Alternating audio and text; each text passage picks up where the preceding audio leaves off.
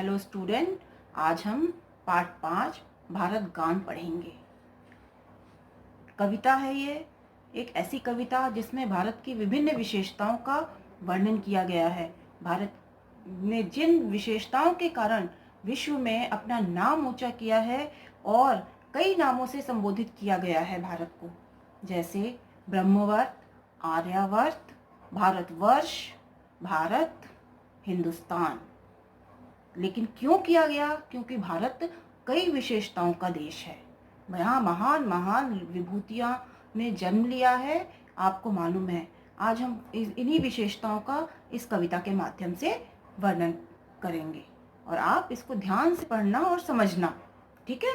क्योंकि आपको ये लिखना भी है, इसलिए जब भी आप इसको पढ़ें तो अपने पास अपनी बुक को जरूर साथ में रखिए, जिससे आपको अच्छे से समझ में आ जाए। और मैं आपको लिखने का तरीका भी इसमें बता रही हूँ कि सबसे पहले आपको मालूम है कि अभी तक आप जब भी कविताओं का अर्थ लिखा करते थे, समझते थे और फिर लिखते थे, तो सबसे पहले हम संदर्भ लिखते हैं, जिसमें हम लिखते हैं आपकी पुस्तक का नाम, फिर पाठ का नंबर, फिर पाठ का नाम और उसके कवि का नाम। तो ये आएगा संदर्भ में। और इसके बाद दूसरा पॉइंट आता है प्रसंग, जिसमें हम उस कविता की विशेषता को संक्षिप्त में लिखते हैं कि हम पाठ में किस विषयों का अध्ययन करने जा रहे हैं, ठीक है? तो और उसके बाद हम पाठ की व्याख्या को लिखते हैं या पढ़ते हैं, समझते हैं। और फिर उसके बाद आता है विशेष, जिसमें पाठ की विभिन्न विशेषताओं का संक्षिप्त अध्ययन किया जाता है कि किस भाषा में लिखा गया है, किस विषय पर लिखा गया है, उन विषयों का एक एक पंक्तियों में अध्ययन करने के बाद लिखा जाता है। और फिर उसमें व्याकरण के कौन कौन से पक्ष आते हैं, ठीक है? तो आइए हम स्टार्ट करते हैं भारत गान। प्रस्तुत कविता में कवि ने भारत भूमि का गुणगान किया है। जहाँ एक ओर भारत भूमि की छटा अनुपम है और वहाँ दूसरी ओर भारत का अंतरिक्ष विज्ञान एवं चंद्रमा तक पहुंच उल्लेखनीय बताया गया है। अर्थात यह पूरे पाठ का एक संक्षिप्त वर्णन किया गया है। यहाँ पर बिल्कुल कम 2 पंक्तियों में बताया गया है, लेकिन मैं आपको बता देती हूँ कि प्रस्तुत कविता में कवि ने भारत भूमि की विभिन्न विशेषताओं का गुणगान किया है, महिमा मंडन किया है, ठीक है? एक बार और मैं बता देती हूँ इसका प्रसंग कि कवि ने इस कविता में भारत के गुणों का अर्थात विभिन्न विशेषताओं का महिमा मंडन किया है, ठीक है? ये आपका प्रसंग हो गया। अब इसके आगे हम अर्थ समझेंगे। देखिए, दुनिया में सबसे न्यारा अपना महान भारत है, जान से भी प्यारा अपना महान भारत। यहाँ पर कवि ने वर्णन किया है कि पूरी दुनिया में, संपूर्ण ब्रह्मांड में, सृष्टि में हमारा भारत अनोखा है, न्यारा है अर्थात अनोखा है और महान है जान से भी प्यारा अपना महान भारत, और यह हमें जान से भी अधिक प्यारा है, ठीक है? फिर से समझ लीजिए इन 2 लाइनों का अर्थ। कवि वर्णन करते हैं कि दुनिया में हमारा भारत अनोखा है, अनुपम है, बिल्कुल अलग है। क्यों? क्योंकि यहाँ इतने सारे ये लोग पैदा हुए हैं जिन्होंने कि हमारे देश का नाम विश्व में रोशन किया है, हमारे देश का यश फैलाया है। तो इसलिए यह हमें जान से भी अधिक प्यारा है और इसीलिए यह महान है। सारे जगत को अपना परिवार मानता है, इस नीति को हमारी संसार जानता है। सद्भाव का सितारा अपना महान भारत है, जान से भी प्यारा अपना महान भारत। तो देखिए, कवि यहाँ वर्णन कर रहे हैं कि सारे जगत को अपना परिवार मानता है, अर्थात संपूर्ण विश्व को यह भारत, अर्थात यहाँ भारत भूमि पर निवास करने वाले लोग सभी विश्व के सभी निवासियों को अपने परिवार के समान मानते हैं।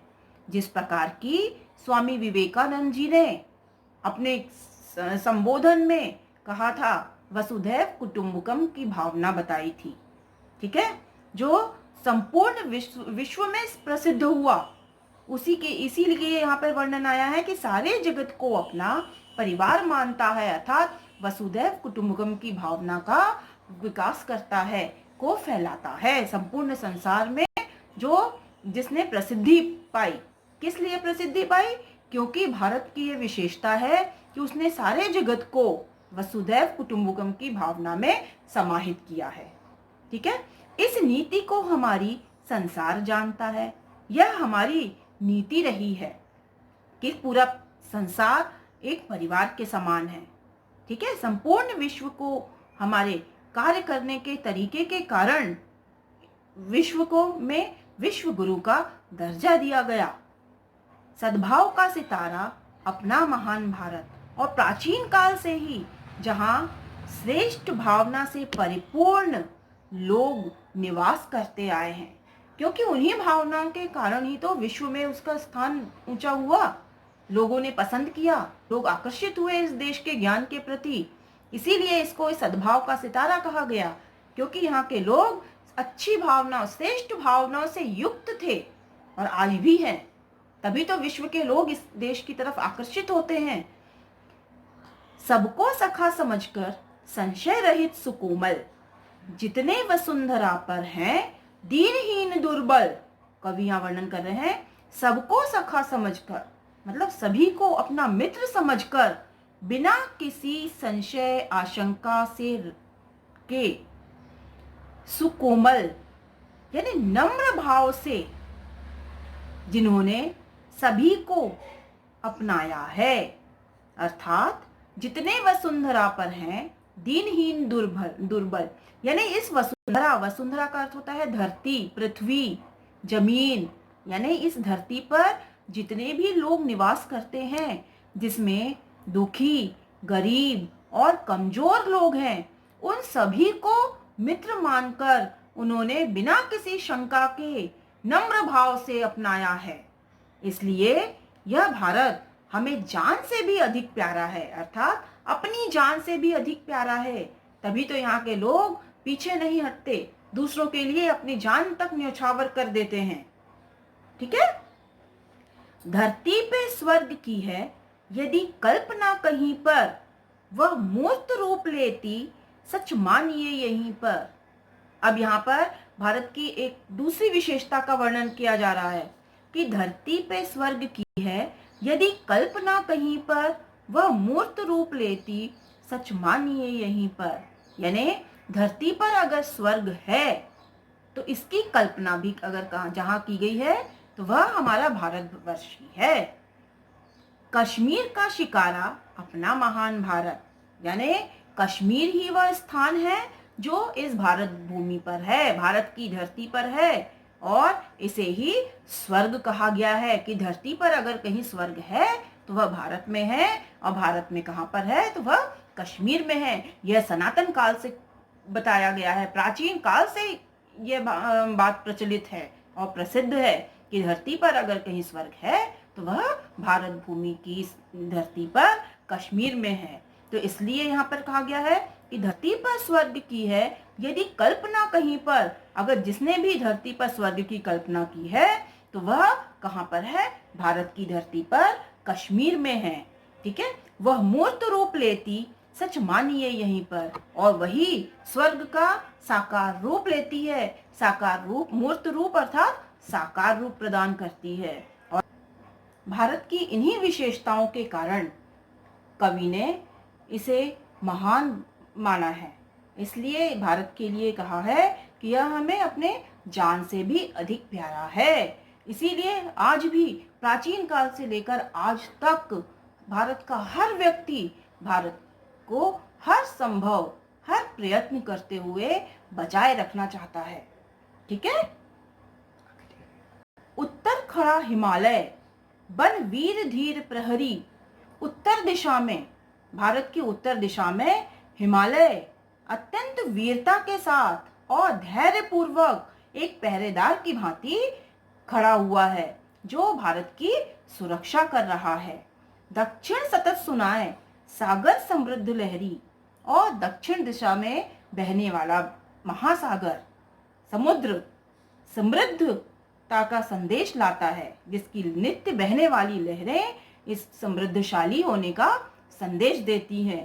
पूरब प्रकाश द्वारा अपना महान भारत, और पूर्व दिशा, भारत का पूर्व दिशा हमें ज्ञान का प्रकाश दिखाता है।